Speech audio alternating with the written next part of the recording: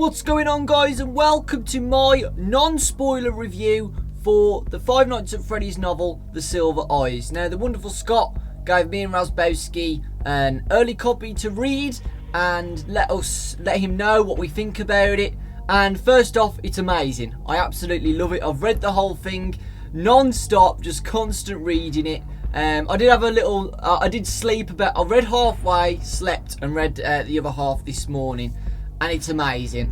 I couldn't keep my eyes off the page because it's Five Nights at Freddy's as well. There's so much lore into it, and because we've known this game for so long and because we theorise about it, you're just into it. You're like in the story, you're there. So like I said, guys, this video is not spoilery at all. I'm not going to tell you the ending. I'm not going to tell you key parts in the story which are spoilers. None of that. Because the book isn't even released yet, and Scott's gave me permission to talk about it, talk a bit about the plot, and talk about what you might expect to see in the story. Okay, guys, so for me, the main character in this story is a girl called Charlie, and Charlie goes back to a place called Hurricane, Utah, 10 years after an incident happened there at Freddy Fazbear's Pizza. The incident happened July 1985. 10 years later is 1995. She goes back to Hurricane in Utah to meet up with her friends. Now, these friends were also from the same town, and they also experienced the incident at Freddy Fazbear's Pizza. Marla, Jessica, Lamar, Colton, and John. Now, by the time this is, they're about 17 years old, teenage years. Most of them are moved out of the town because of the incident, including Charlie herself. Colton is the only one who stayed at the town. The reason why they're meeting up 10 years later, because their school is holding a memoriam, a memory celebration 10 years after the death of Michael. Michael was one of the children who were murdered at the incident back in 1985 at Freddy Fazbear's Pizza. Now, I'm not going to go on to that because in the book it does tell you how it happened and what happened and who did it and everything basically. So I'm not going to say anything about that. You're going to have to read the book to find that out. But that's not the only thing, folks. Charlie goes back to her old house in that town. Now, the reason why Charlie is a very important character is because when she actually goes into the house, you get a wide perspective of her memories. And these memories are very, very important. We learn that her father is actually the founder of Freddy Fazbear's Pizza and created the animatronics in his garage. Other than animatronics what were created, he also made toys, like little mechanic animatronic toys for Charlie to play with in her room. So the father founded Fredbear's Family Diner and Freddy Fazbear's Pizza and created all of the animatronics which dwell within both locations. When they all meet up, it's kind of awkward at first. They go and grab something to eat and they actually talk about things. One of the things obviously mentioned was Freddy Fazbear's Pizza. As it was in the town they are in, they were wondering where it was. So they all decide to go to the abandoned pizzeria. That's all I'm going to say. Is it abandoned? Is it still there?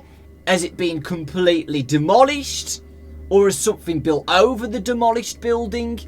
You're going to have to wait and see until the book comes out. Things start to happen, you know, like most Five Nights at Freddy's. It's not Five Nights at Freddy's with some horror involved. Throughout the story, there's lots of tense moments, some twists. I can tell you that some theories have been solved within the book. I'm not going to say what theories because of spoilers. Some big things, what we've always wanted to know about Five Nights at Freddy's, are answered within this book. However, not everything is answered in this book. This book is just a small segment of solving things compared to the whole franchise, folks. I'm not saying that there's going to be more characters involved in the story, but it's mainly solely involved with those guys and that location. But I do have to say, folks, the ending is amazing. You will definitely need to read this book. If you're a massive Five Nights at Freddy's fan, I will promise you right now, it will not disappoint you. You'll feel relieved at times. Some of the theories I've said in the past are actually correct, and that goes for other theorists as well. Some theories are true, some theories are twisted up and mangled altogether. It's really, really awesome. And the good thing I like about this book is that it doesn't solve everything.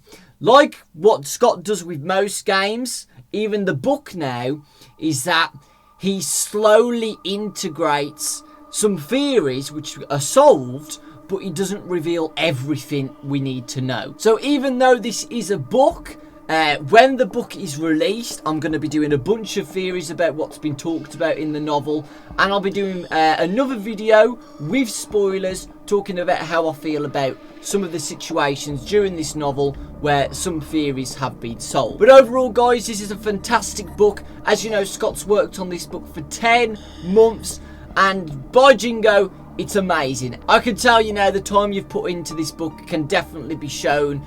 It's really good, it's really amazing, and throughout the whole book I was non-stop reading it. I couldn't get myself out of it. I felt like I was in there. It's kind of a third person, first person novel, where most of the time you're looking down at the situation, like watching all the characters do things. But sometimes, for Charlie, for example, you have a more personal feel with her because you get to go inside her memories and stuff. Not saying you also go in other characters' memories back at the pizzeria, but I personally feel it's mainly focused on Charlie within this novel. So yeah, that was my review so far. When it's released, I'll be doing another review talking about the actual spoilers within this novel. Hopefully you guys got more of an inside depth of the plot of the story. Hopefully it's got you a bit more hyped to have a look at the novel. It's really good and it's worth it, guys. 22nd of December.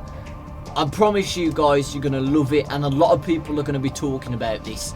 I feel like the theories will be back up again. And you guys will love it, honestly. It was a real pleasure. So thank you very much, Scott, and thank you very much, you guys.